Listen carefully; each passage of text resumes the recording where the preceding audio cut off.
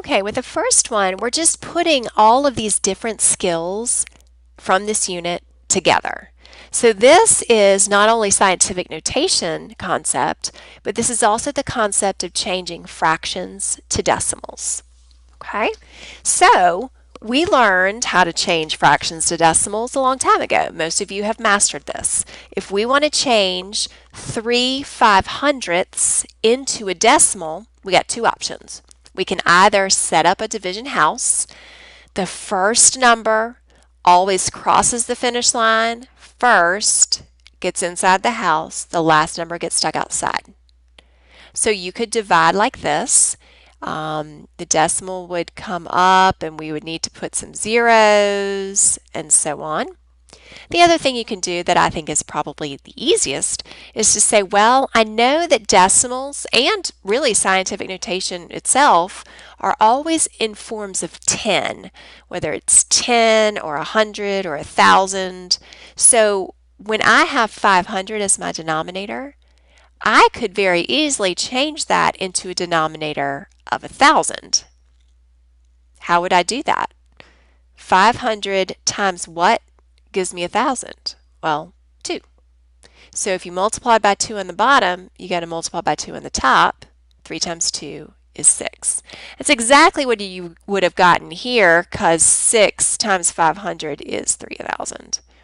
Okay, so either way, you wind up with a decimal of 0.006 because 6,000ths is one place, two places, three places after the decimal. So that is how you'd wind up with a decimal.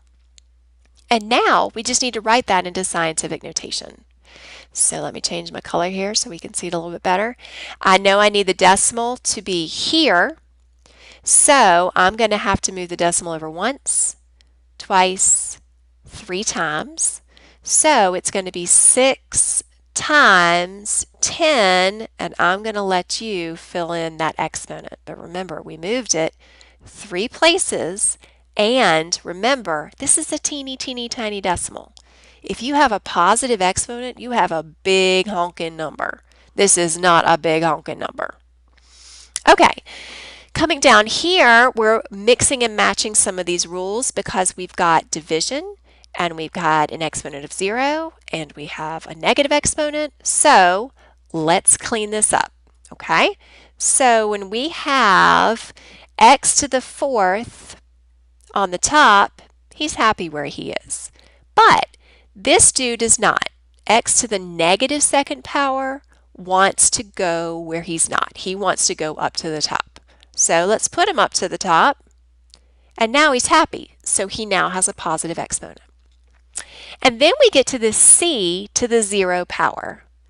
What is anything to the 0 power?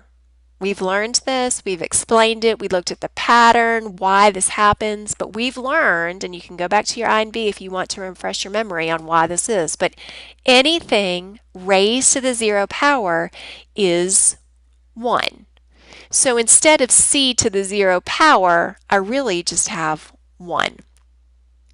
And we can clean this up because x to the 4th times x to the 2nd is going to give me x to something. I'm going to let you do that. If you're not sure, just think x to the 4th is x times x times x times x. X to the 2nd is another 2 x's. Think about what that means. And we don't really need to write a 1, right? I mean, you can if you want to, but you're just wasting ink. All right. And the last one, let me scroll down so we have a little bit more room here. Okay. We've got an improper fraction, we have a square root, we have a decimal, and we have scientific notation. So these are all the different kinds of numbers that we've been working with in this unit. All right, let's just start to look at them. 25/6, well, we need to change this into a mixed number by remembering that this bar means to divide. So 6 goes into 25 4 times with 1 left over. So this number is a little bit more than 4. This number, square root of 15, is very, very close to the square root of 16, which of course is 4, because 4 times 4 is 16. But it's not quite there. So it can't be quite as big as 4. It's going to be smaller. It's going to be